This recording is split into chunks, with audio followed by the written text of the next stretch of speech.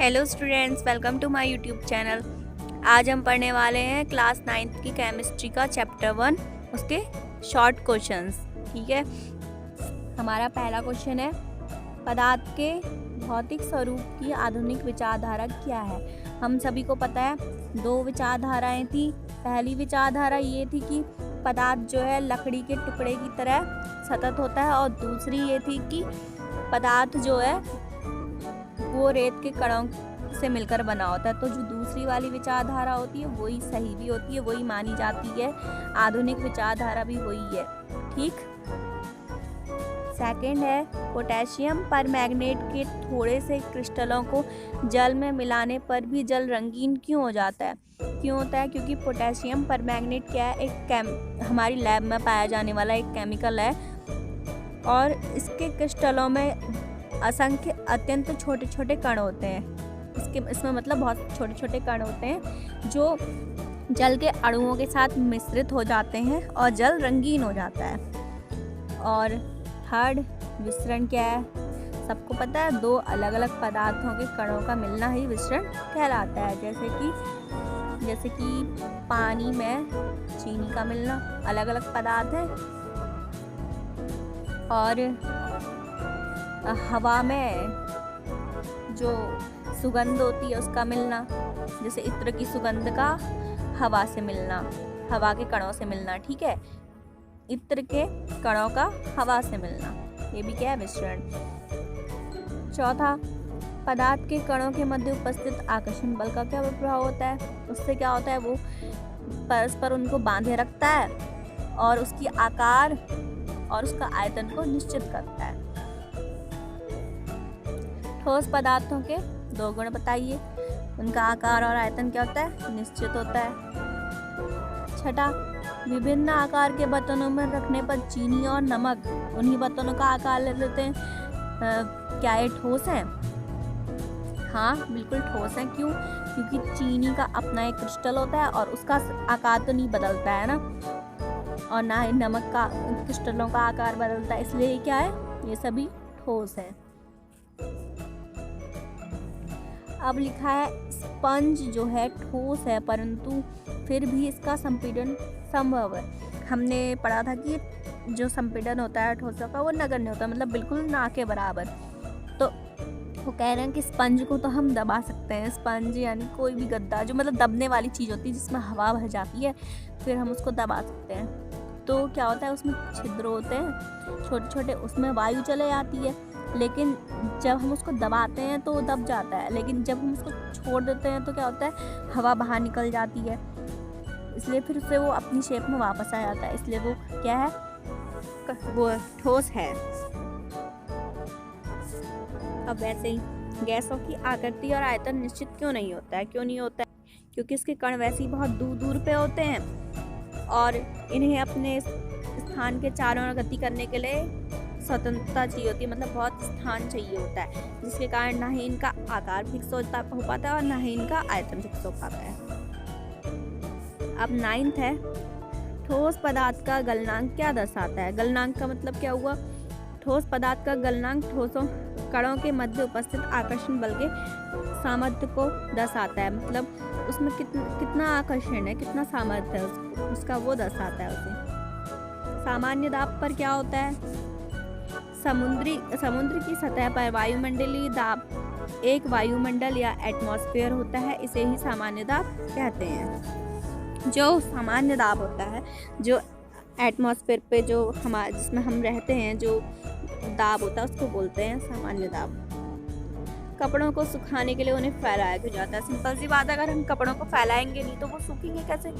क्यों? हमें पता है वाष्पीकरण कब होता है, कपड़े सूख जाते हैं धूप में, ये किस लिए होता है? वाष्पीकरण की वजह से। और वाष्पीकरण जितना एरिया ज़्यादा होगा, मतलब हमने कपड़ों को जितना ज़्यादा एरिया में फैलाया होगा वो उतनी जल्दी सूखेगा, और हम उसको जितना कम फैला के रखेंगे वो उतनी देर लगाएगा। ठीक। अब है, वाष्पीकरण से क्या उत्पन्न होती है? ठीक है, वाष्पीकरण से क्या उत्पन्न होती है? शीतलता। प्लाज्मा अवस्था में कण किस रूप में होते हैं? प्लाज्मा कौन सी अवस्था है? पदार्थ की चौथी अवस्था। ठीक।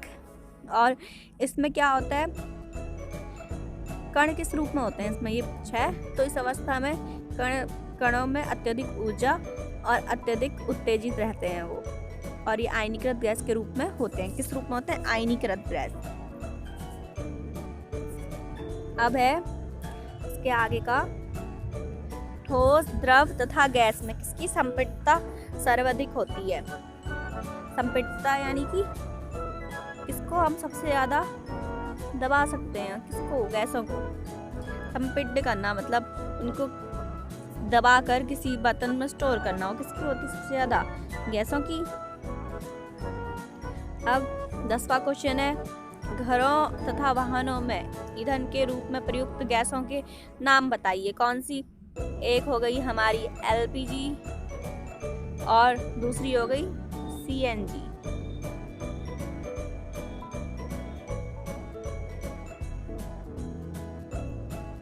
जल पदार्थ की किन अवस्थाओं में पाया जाता है? तो किस अवस्था में पाया जाता है? तीनों अवस्थाओं में पाया जाता है, ठोस, द्रव और गैस। पदार्थ की तीनों अवस्थाओं में किस में कणों की गतिज ऊर्जा अधिकतम होगी? सीधी सी बात है, गैसीय अवस्था में, क्योंकि गैसीय अवस्था में कण क्या करते हैं? बहुत ज्यादा गति करते हैं, इसलिए गैसीय अवस्था में सबसे ज्यादा होगी। तापमान की SI इकाई क्या है? केल्विन। और दाब का मात्रक क्या होता है? वहीं पे दाब का मात्रक क्या होता है? पास्कल। ठीक, PASCAL, पास्कल। केल्विन में जल का क्वथनांक बताइए। केल्विन में कितना होता है क्वथनांक जल का? 73 केल्विन। ऊर्ध्वपातन क्या है? द्रव अवस्था में कोई भी चीज द्रव अवस्था में ना आए, ठोस से सीधे गैस में परिवर्तित हो जाए, यही क्या कहलाता है? ऊर्ध्वपातन। ठीक,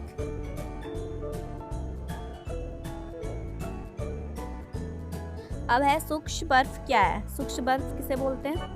सूक्ष्म बर्फ है हमारी ठोस कार्बन डाइऑक्साइड जो होती है, इसे हम बोलते हैं सूक्ष्म बर्फ। कार्बन डाइऑक्साइड, ठीक है, ठोस कार्बन डाइऑक्साइड CO2। वाष्पन का एक उदाहरण बताइए। वाष्पन का एक उदाहरण है गीले कपड़ों का धूप में सूखना। ठीक, और हम जब खुले पानी को खुला छोड़ देने पर पानी का अपने आप कम हो जाना, ये इसका दूसरा एग्जाम्पल हो गया। आर्द्रता किसे कहते हैं? आर्द्रता सिंपल सी बात है, वायु में जो नमी होती है, वायु में उपस्थित जल वाष्प को आर्द्रता कहते हैं। और फ्लोसेंट ट्यूब में क्या होता है? उसमें क्या होता है? प्लाज्मा होता है। प्लाज्मा वही पदार्थ की चौथी अवस्था। और ठोस NH4Cl को गर्म करने पर क्या होगा? वो वाष्प में परिवर्तित हो जाता है, NH4Cl। ये क्या है? Ammonium chloride. ठीक है, अमोनियम क्लोराइड, अमोनियम क्लोराइड।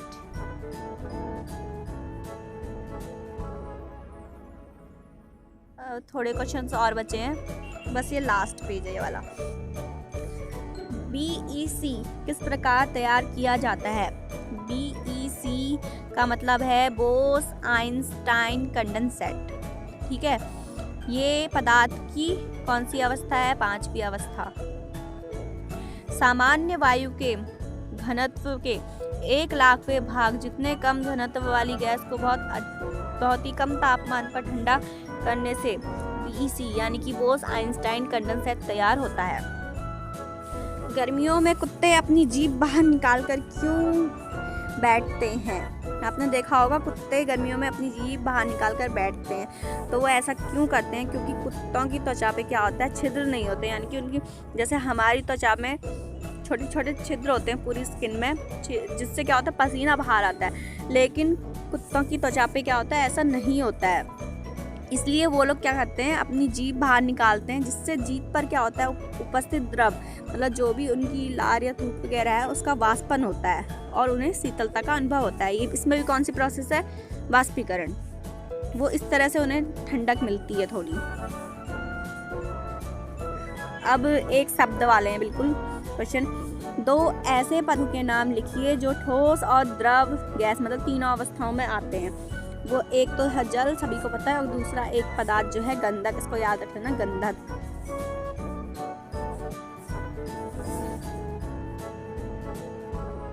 ठीक, और दूसरा, स्वतंत्र अवस्था में रह सकने वाला पदार्थ का सबसे छोटा कण क्या है? सबसे छोटे कण को क्या बोलते हैं? अणु। पदार्थ के सबसे छोटे कण को।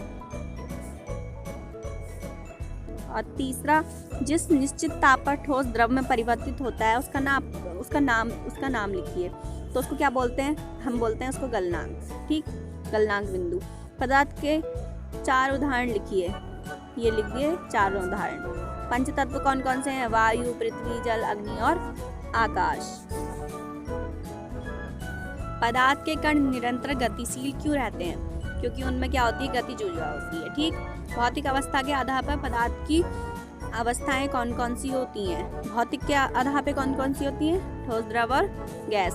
चौथी और पांचवी भी है, लेकिन उसको चौथी प्लाज्मा और पांचवी है बोस-आइंस्टाइन कंडेंसेट, लेकिन उसको हम इतना नॉर्मली यूज नहीं करते। हम मेनली 3 ही बोलते हैं और इन तीनों के बारे में ही हम पढ़ भी रहे हैं। विस्तृत होने का गुण किसमें नहीं होता? ऐसा नहीं है कि ठोसों में विसरण का गुण नहीं होता है, उनमें सबसे कम होता है। ठीक है, लेकिन ऐसा नहीं है कि बिल्कुल भी नहीं होता है। तो ये किसमें नहीं होता है? नहीं होना चाहिए क्वेश्चन। किसमें कम होता है? ठीक, कम होता है ठोस पदार्थों में, क्योंकि चीनी क्या है? एक ठोस है।